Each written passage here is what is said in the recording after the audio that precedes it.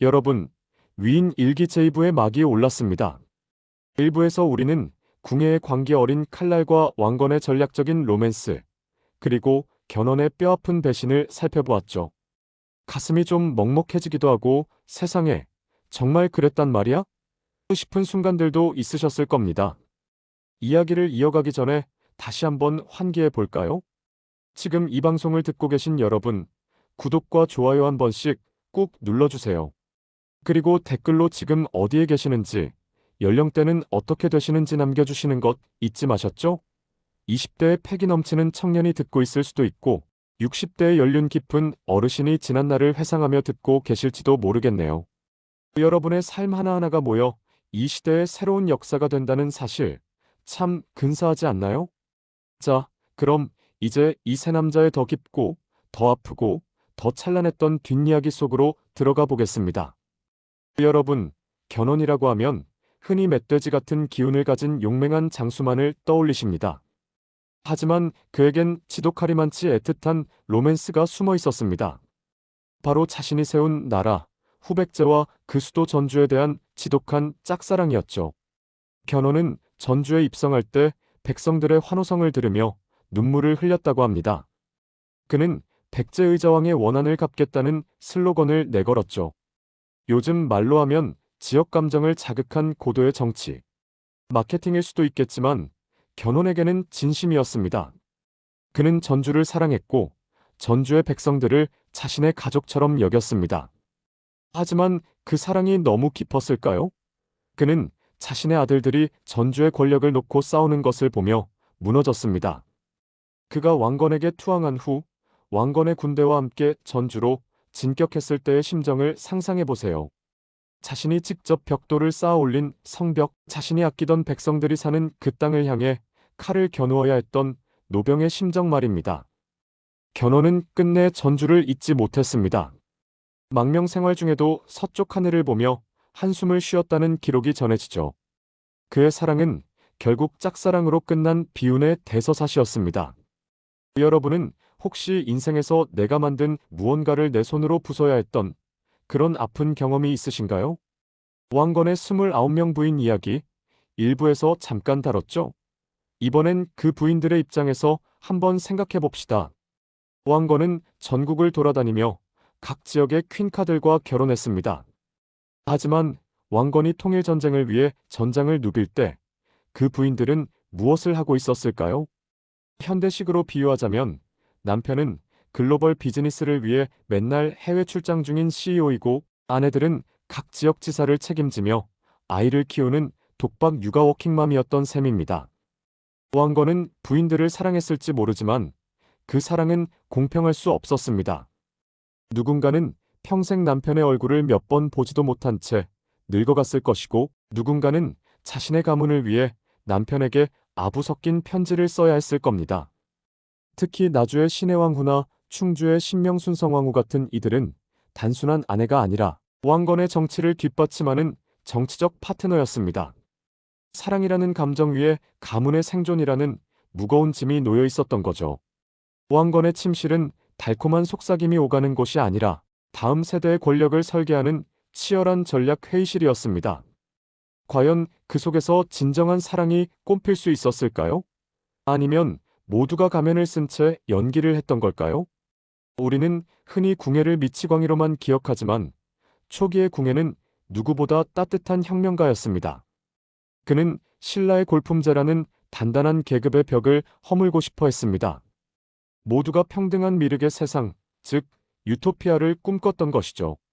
요즘으로 치면 기존의 기득권 카르텔을 깨부수고 공정한 기회를 주겠다며 나타난 혜성 같은 신의 정치인이었습니다. 실제로 그는 병사들과 함께 잠을 자고 맛없는 음식을 나눠 먹으며 그들의 마음을 샀습니다. 그런 그가 왜 변했을까요? 역사가들은 말합니다. 절대 권력은 절대 부패한다고요. 하지만 저는 이렇게 생각합니다.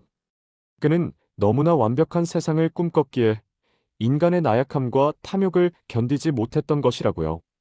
왜 다들 나처럼 깨끗하지 못해? 왜 다들 뒤에서 딴 생각을 해? 이런 강박이 결국 관심법이라는 괴물을 만들어냈습니다. 궁예가 철원에 세운 도성은 지금 DMZ 안에 잠들어 있어 우리가 가볼 수 없습니다. 마치 그의 꿈이 현실에서 이루어질 수 없었던 것처럼 말이죠. 그가 꿈꿨던 낙원은 결국 피로 물든 지옥이 되었습니다. 혁명이 광기로 변하는 순간 그 곁을 지키던 사랑하는 이들도 모두 떠나갔습니다. 자, 이번엔 좀 딱딱할 수 있지만 흥미로운 돈 이야기를 해볼까요? 새 영웅의 승패는 사실 경제력에서 갈렸습니다. 왕건은 개성송악 상인 집안 출신입니다. 요즘 말로 하면 무역수저를 입에 물고 태어난 셈이죠. 그는 바닷길을 장악했습니다. 병난도를 통해 중국, 일본, 심지어 아라비아 상인들과도 거래하며 막대한 부를 쌓았습니다. K컬처의 원조격인 고려청자와 인삼무역의 기틀을 닦은 사람이 바로 왕건입니다. 반면 견훤은 비옥한 호남 평야의 농업 생산력을 기반으로 했습니다. 전통적인 제조 및 농업 강소기업의 회장이었죠. 생산량은 어마어마했지만 글로벌 네트워킹에서는 왕건에게 밀렸습니다. 결국 전쟁은 자금력 싸움입니다. 왕건은 풍부한 외화를 바탕으로 호족들을 매수하고 헤맨들어 최신 무기를 도입했습니다. 반면 견훤은 내수 시장 호남에만 집중하다가 대외관계에서 고립되었습니다. 사랑도 정치도 결국 탄탄한 경제력이 뒷받침되어야 지속 가능하다는 슬픈 현실. 1100년 전이나 지금이나 똑같지 않나요? 이제 마지막으로 이들의 근본, 즉 출생 이야기를 해보려 합니다. 가장 드라마틱한 것은 역시 견훤입니다. 견훤 경북 상주 출신의 아자개라는 농민옥은 하급관리의 아들입니다. 앞서 말한 지렁이 설화는 그가 귀족 혈통이 아님을 증명하죠. 그는 철저한 자수성가형 흙수저였습니다. 자신의 실력 하나로 왕의 자리까지 올라간 현대의 정주영 회장 같은 인물입니다. 궁의 신라왕실의 서자라는 설이 지배적입니다. 헌안왕 혹은 경문왕의 아들이라고 하죠. 태어나자마자 버려졌으니 버림받은 금수저입니다. 이 결핍이 그를 파괴적인 성격으로 만들었습니다. 왕건 개성의 호족왕룡의 아들입니다. 집안이 대대로 해상무역을 해온 준비된 다이아몬드 수저였습니다. 그는 풍족한 환경에서 자라 성격이 원만했고 사람을 다스리는 여유를 배웠습니다.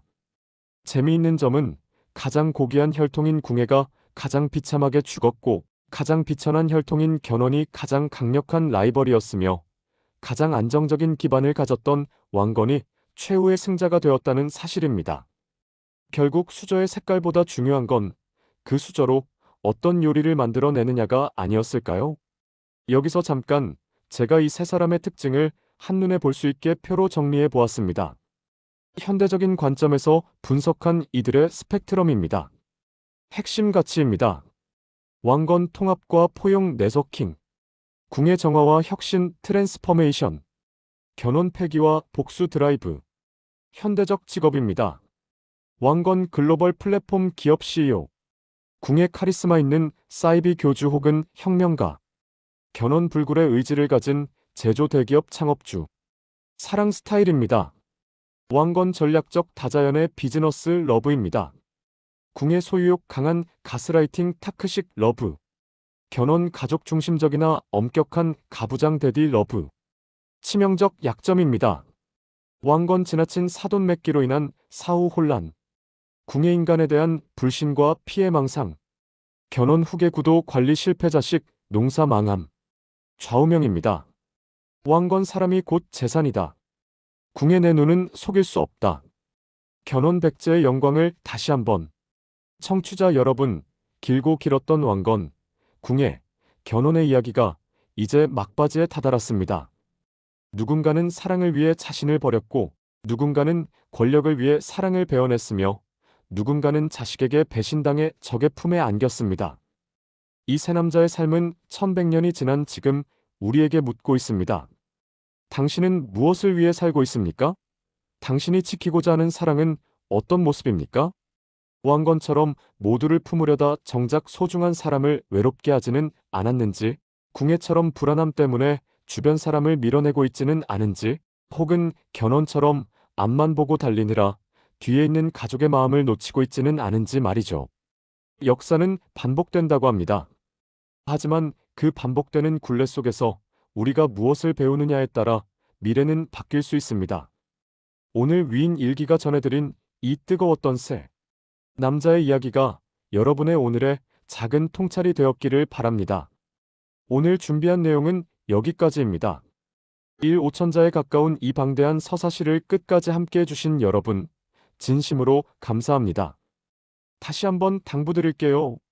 구독과 좋아요, 알림 설정은 사랑입니다. 그리고 아직 댓글 안 남기신 분들, 지금 바로 거주 지역과 나이를 적어주세요. 여러분이 남겨주신 댓글을 읽으며 저는 다음 위인을 찾아 떠나겠습니다. 다음 시간에는 어떤 인물의 일기를 들여다볼까요? 더 충격적이고 더 감동적이며 더 현대적인 비유로 무장한 시나리오로 돌아오겠습니다.